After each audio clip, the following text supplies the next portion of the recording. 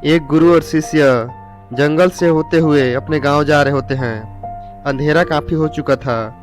शिष्य ने अपने गुरु से कहा कि गुरु जी, रात काफी हो चुकी है। अगर आप कहें तो आज की रात यहीं आसपास किसी गांव में गुजार लें। गुरु जी ने अपना सिर हिलाया और वो आसपास के गांव में एक छोटे से घर के पास जाकर रुके। अब जैसे ही वहां गए तो गुरु जी के शिष्य ने दरवाजा ठकठकाया। उस घर से गरीब आदमी बाहर आया तो गुरुजी ने बोला, हम अपने गांव जा रहे थे, लेकिन काफी रात होने की वजह से हमने इसी गांव में रुकने का सोचा। क्या हम आज रात आपके यहाँ रुक सकते हैं? गरीब आदमी बोला, हाँ क्यों नहीं, आप दोनों अंदर आ जाइए।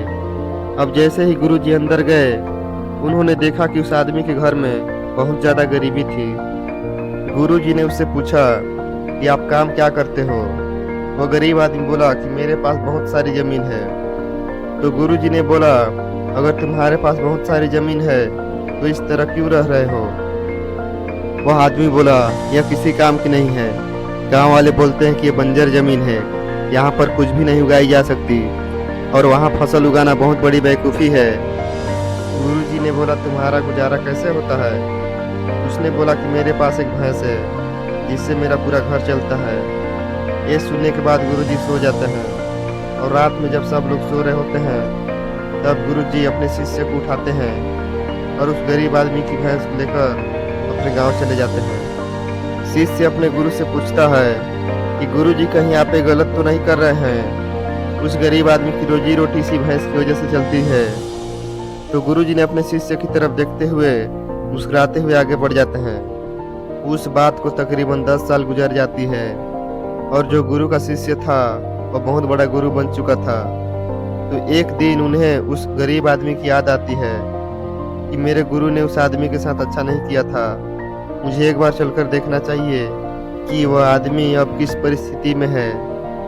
वह शिष्य उस गांव की तरफ जाता है और वहां जैसे ही पहुंचता है तो वह देखता है कि जहां पर उस गरीब आदमी का झोपड़ा था वहां पर एक बड़ा ही आलीशान महल बन चुका था और उस झोपड़ी के बाहर जो बंजर जमीन थी उस पर फल और फूल के बगीचे थे। तभी उधर से घर का मालिक आता है। शिष्य उसे पहचान लेता है और उस आदमी को बोलता है, तुमने मुझे पहचाना? मैं अपने गुरुजी के साथ आया था, हमने एक रात के लिए आपके यहाँ रुके भी थे। वह आदमी उसे पहचान लेता है और बोलता है कि उस रात को आप कहाँ चले गए थे? और उस रात के बाद ही मेरी भैंस कहीं चली गई थी, मेरे पास कोई रास्ता नहीं था, तो मैंने अपने ज़मीन पर मेहनत की और फसल निकाल आई और आज मैं इस गांव का सबसे बड़ा और सबसे अमीर आदमी बन चुका हूँ। ये सुनने के बाद शिष्य के आंखों में अपने गुरुजी के लिए आंसू आ गए और उसे बात समझ आई और वो रोने लगा। इस कहानी से हमें यह सीख मिलती है कि हमारे अंदर ऐसी बहुत सी टैलेंट छुपी हुई है, लेकिन हमें कोई ना कोई चीज़ रोक कर रखी है। वो आपके फैमिली भी हो सकते हैं, आपके जॉब भी हो सकती है और कुछ और भी हो सकता है। देखिए, आपके पास भी तो भैंस की जैसी कोई दूसरी चीज तो नहीं जिसने आपको आगे बढ़ने से रोक कर रखा है। अगर इस वीडियो से कुछ सीखने को मिला तो वीडियो को लाइक कर दीजिए और चैनल में नए हैं तो सब्सक्राइब कर लीजिए और अपने दोस्तों के पास भी शेयर कीजिए ताकि ऐसे ही वीडियो उन्हें भी देखने को मिले। जय हिंद, भारत माता की जय।